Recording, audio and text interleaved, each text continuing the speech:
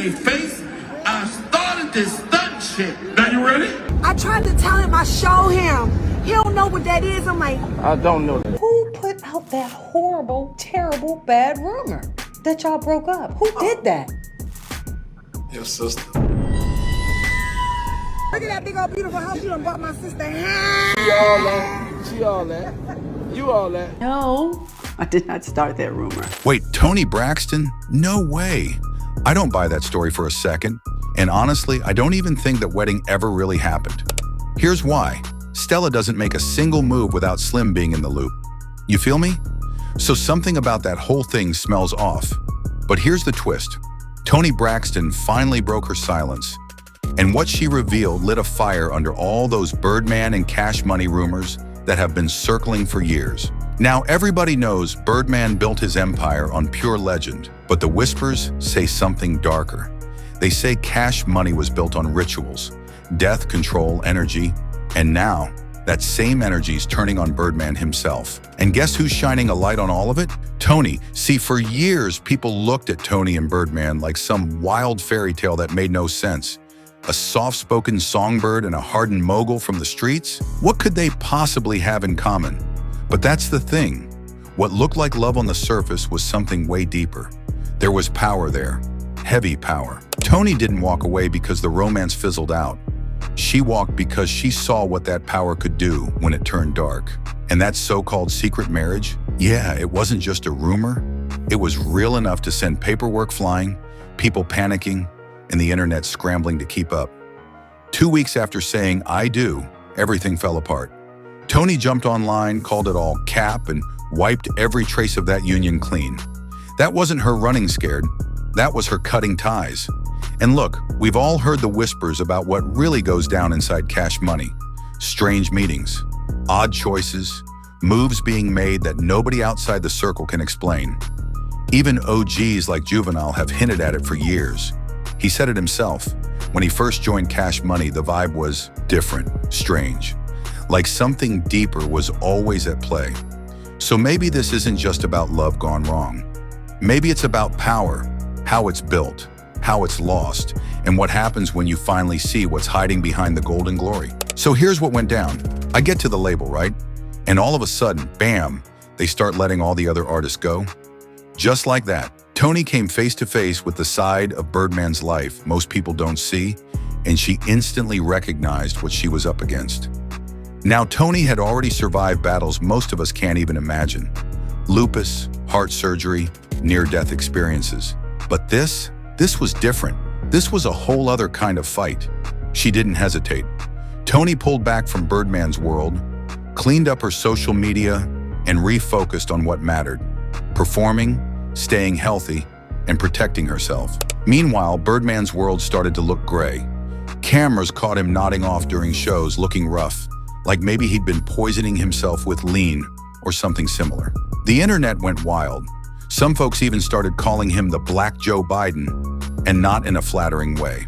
Ever since that Hot Boys reunion tour, clips of him under the spotlight flooded social media. Eyes half closed, drifting mid-sentence. Crowds whispering, murmuring. Some swore he was having seizures. Others thought it looked like a relapse. The videos spread so fast it was like déjà vu. But worse, the man who once looked untouchable now seemed vulnerable. Birdman and his team tried to control the narrative when rumors about his health and behavior surfaced. BG laughed on camera, saying Birdman wasn't high, he just struggled with the teleprompter, while Birdman brushed it off, insisting there was no crisis or relapse. Still, the image of him nodding under the spotlight was haunting, especially given the careers, voices, and talent that had already been lost under his empire. Toni Braxton didn't just leave a man. She walked away from a system quietly devouring itself. Birdman's name has long been associated with the word ritual, but these weren't mystical ceremonies. They were systems of power, loyalty, and control. Cash Money looked normal from the outside, but inside it operated like a secret society. New artists had to prove themselves before earning their logo, with symbolic gestures like kisses, nicknames, and matching tattoos serving as daily pledges. Every flashy move, lining up cars, counting stacks, tossing chains, was a message. Remember your place.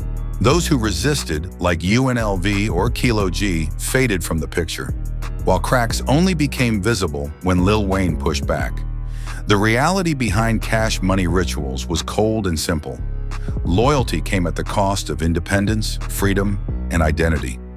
It wasn't magic, it was control, and Toni recognized it before walking away.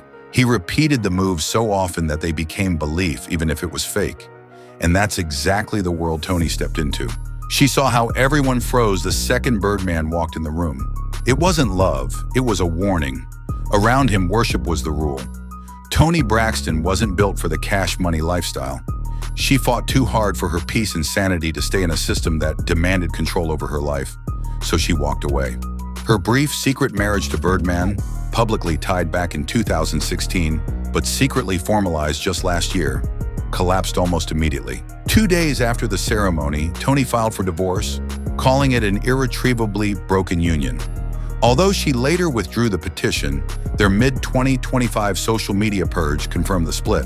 Birdman responded online, accusing Toni of cashing in, labeling her a gold digger, and claiming she pawned her engagement ring while pushing for $160 million payout. The news set off a cultural powder keg. Hip-hop fans divided. Birdman's reputation bruised in mainstream media, yet reinforced in Southern rap circles. Financially, Birdman avoided major losses, but Cash Money's cracks showed. Legacy artists paused collaborations, and while Birdman leveraged the chaos to boost streams, his cultural goodwill was gone, signaling the end of an era. Toni emerged with public empathy, signaling the end of the old Cash Money alliance. Behind the flashy lifestyle, Cash Money's financial system had long been notorious. Advances were often withheld or structured as opaque, recoupable debts. Lawsuits from Tyga and Lil Wayne highlighted conflicts of interest and the label's control over streaming, publishing, and royalties, exposing the darker side of an empire built on hits and appearances. Just like Suge Knight on the West Coast, Birdman kept his artists tied to the label with flashy gestures, cash, cars, jewelry. Symbolic payments meant to remind everyone who held the power. And the contracts themselves? Part of the ritual. Cash Money's 1998 Universal deal set the template, an 80-20 split favoring the label, with the same playbook applied inward to every artist. Masters rarely belonged to performers, royalty statements were nearly impossible to get, and early negotiators like Wendy Day never saw a dime. Birdman's infamous line, "Sue me, when I have to pay you, you'll get paid," became legendary in industry circles. Later, Universal helped cover Cash Money's debts in exchange for more distribution control, turning unpaid artist profits into corporate leverage. The result? What insiders now call ghost royalties. Money that should have gone to artists instead funneled upward into hidden layers of power. In this system, loyalty got you Lambos, jewelry, and front row treatment. Step out of line, you faced late checks, frozen albums, or quiet blacklisting. Behind the music and the fame, there was a whole ritual of control, and Toni saw it all. On the surface, Cash Money looked untouchable. The helicopters, mansion photo shoots, Stunna Island lifestyle. It kept the myth alive. But by 2025, insiders were calling the label a medieval-style operation. Birdman and Slim ruled everything, while younger execs like Jacques pledged near lifelong loyalty, though in reality they had almost no real power. These weren't mystical rituals. They were habits perfected over decades. Money became a weapon, a tool to keep control at the top. Behind the bling, the system always served Birdman and Slim, and that's when some of the biggest names started quietly making moves behind Birdman's back. Low-key but loud enough for anyone paying attention. Tension in the Cash Money camp was boiling over in 2025. Some flexed, some stayed silent, but everyone had an agenda. Lil Wayne, whose beef with Birdman had been simmering for years, made it crystal clear he wasn't playing. During the Hot Boys reunion tour, Wayne and the crew dipped off stage mid-speech while Birdman hyped the crowd, a clip that immediately went viral.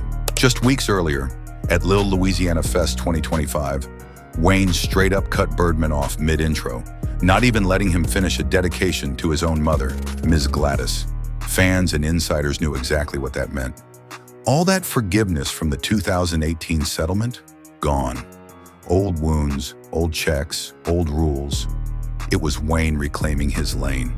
Juvenile handled it differently, keeping it classy but making his frustration clear. On Cash Money Millionaire's 30th anniversary tour, he called out Birdman's booking team for underpaying or even sidelining fellow hot boy Turk over money disputes. He admitted it put him in a tough spot, caught between loyalty and doing right by his people. But by summer, he started channeling the energy into new projects, letting the music speak instead of dragging the drama out. You could feel it. He was loyal, but he wasn't blind. And then comes Drake. We already know K-Dot called him out for being a snake. But Drake? Drake's always 3 steps ahead. He wasn't publicly throwing shots at Birdman, but behind the scenes, he was quietly making power moves. His 2025 lawsuit against Universal, Birdman's distribution plug, wasn't personal.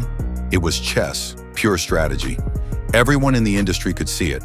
Drake was outgrowing the Cash Money orbit. He was playing for independence while keeping ties when it served him. Nicki Minaj stayed in her lane, silent, precise, and sharp. Birdman bragged in interviews that Cash Money had made over $2 billion off Lil Wayne, Drake, and Nicki, claiming he'd paid them generously. Nicki, she never confirmed, never denied. Her recent releases? Running through her own imprint setups, not Birdman's lines. She kept respect while dodging the heat. By the end of 2025, Birdman's so-called Big Three weren't really connected to him anymore. Wayne's on-stage walk-offs, Juvenile's careful diplomacy, Drake's legal maneuvers, and Nicki's quiet strategy told the whole story. Loyalty had limits, and artists were finally taking control of their own narratives. Behind the scenes, whispers turned into lawsuits, exits, and new alliances. The storm wasn't over, and anyone watching knew the next move could flip Cash Money's world upside down. By 2025, Cash Money studios and tours had become ground zero for chaos, drama, and combustible energy. The tension wasn't staying behind closed doors. It spilled onto social media, leaked clips, and live events. Fans devoured it. Hip-hop thrives on this kind of drama, and Cash Money delivered every single time. In the studio, control and clashes ruled the day. Birdman kept tight reins on timelines, features, and which tracks even saw the light of day. Step out of line? Entire albums could be shelved overnight. Lil Wayne and Birdman had on-mic blow-ups during group sessions, with leaks showing heated arguments over song selection, royalties, and creative direction. It was messy, but Wayne wasn't backing down. Meanwhile, Drake and Nicki Minaj were taking the high road, or at least the remote one. They recorded their verses separately, avoiding Birdman-controlled sessions, a smart move to dodge the chaos while still keeping their music flowing. The tour side of things? No less wild. The 2025 Cash Money Millionaire's 30th anniversary tour became a roller coaster of canceled shows, last-minute lineup changes, and missed performances. At least one major concert got scrapped at the very last minute due to scheduling conflicts, sparking rumors of internal feuds and failing logistics. Fans saw it as another sign of Birdman's heavy-handed approach, a reminder that loyalty came with strings attached. And on stage, the tension was palpable. During the Hot Boys segment, Lil Wayne publicly cut Birdman off mid-speech in front of thousands, refusing to let him finish. The message was crystal clear. The old camaraderie was over. Missed arrivals, sudden lineup swaps, and unpredictable performances kept everyone guessing. Fans couldn't know what would happen next, and every move, gesture, and social media post became a signal. People were watching, dissecting every detail, looking for hidden meanings, and fueling the rumor mill even further. Backstage, the fallout didn't go unnoticed. Insiders said brands were hesitant to throw support behind Cash Money live events, wary of the unpredictability and the potential for public blowups. But for hardcore fans, that tension was part of the allure. Studios, tours, social media, every element was part of the Cash Money spectacle. Chaos, drama, and unpredictability weren't bugs. They were features.